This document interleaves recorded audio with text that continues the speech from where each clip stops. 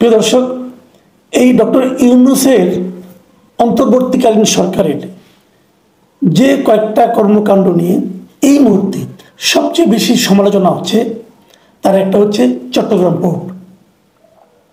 চট্টগ্রাম পোর্টের একটা টার্মিনাল, মানে সবচেয়ে আধুনিক যে টার্মিনালটা, যেটাকে নিউ মেরিন টার্মিনাল বলা হয়, সেই টার্মিনালটা বিদেশি একটা কোম্পানির কাছে লিজ দেওয়ার যে আলোচনাটা চলছে, এবং বলা যায় এটা মোটামুটি চূড়ান্ত পর্যায়ে চলে যাচ্ছে ধীরে ধীরে, সম্ভবত সেপ্টেম্বর নাগাদ কিছু একটা হয়ে যাবে।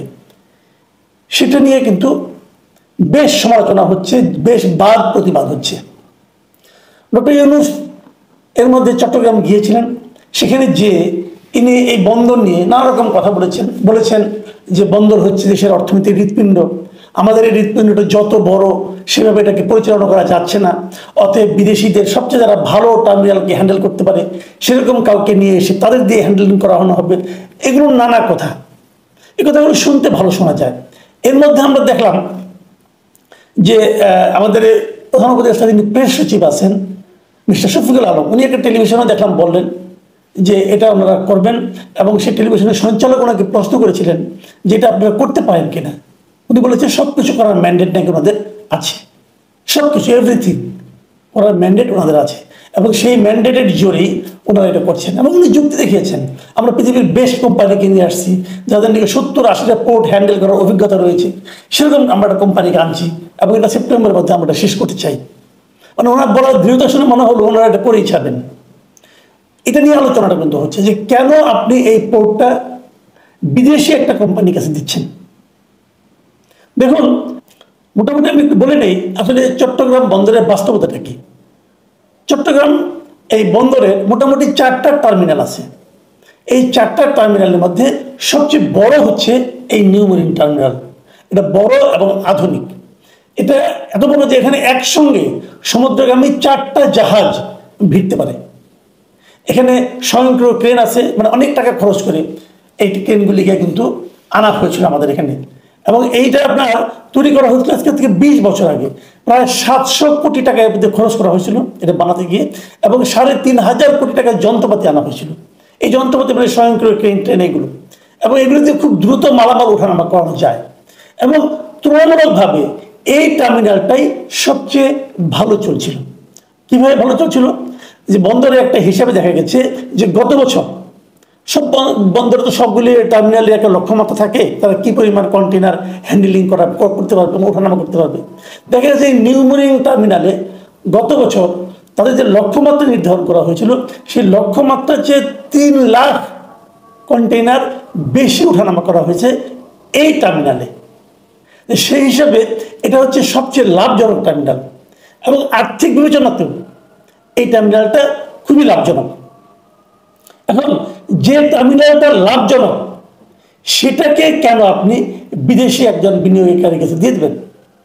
ডক্টর ইউনূস অবশ্য বলেছেন যে তারা বিদেশি বিনিয়োগকারীর কাছে দিবেন, তারা এখানে ইনভেস্ট করবে, ইনভেস্ট করার পর এটাকে আরও আধুনিক করবে, করে তারপর একটা সার্টেন টাইম পর্যন্ত, ধরা যাক 15 বছর 20 বছর তারা সেটা পরিচালনা করবে, করে তাদের বিনিয়োগটা তুলে নেবে, তারপর তারা সেটা আবার আমাদের বন্দরের কাছে দিয়ে যাবে।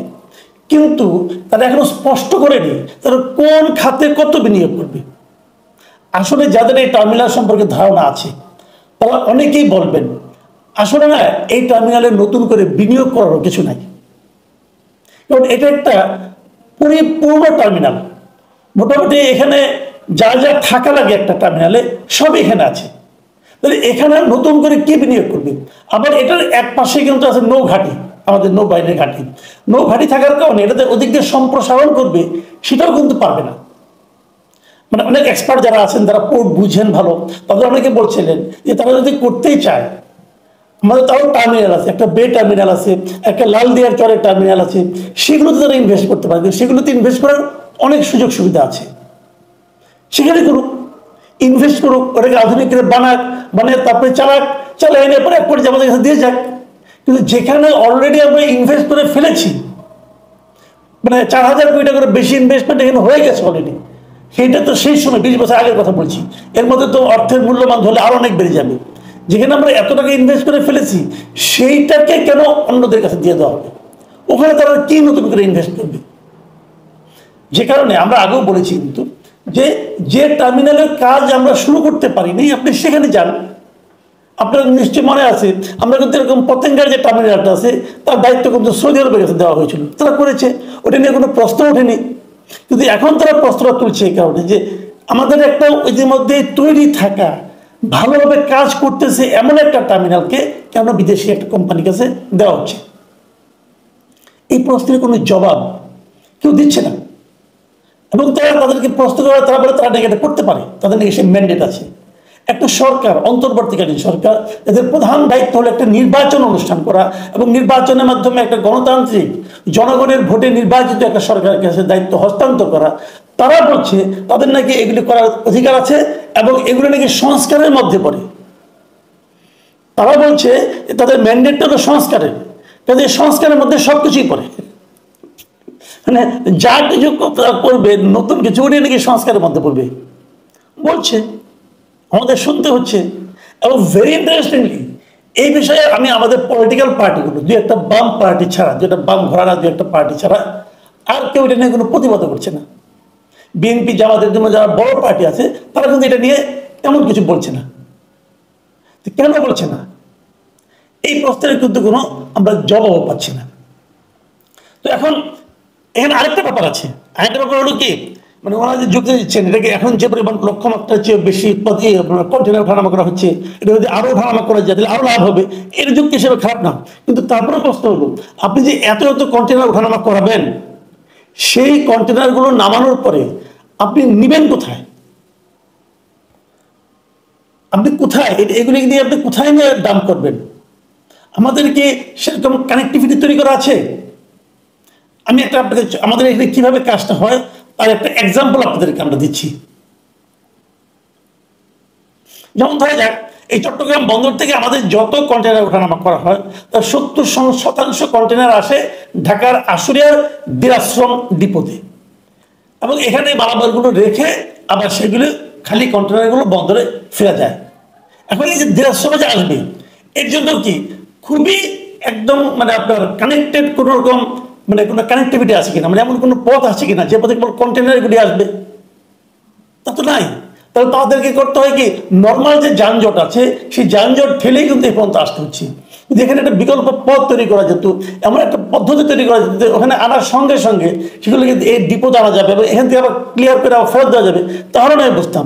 যদি এই কাজগুলি কি ওই বিদেশি কোম্পানি করবে, সেটার কিন্তু কোনো জবাব নাই। আসলে যেটা হবে যে আপনি সমস্ত রান্নাবান্না করে রাখছেন, টেবিলেও সাজায় রাখছেন, ওনারা খেলে আসবেন আর খাবেন, হিসাবটা এরকম।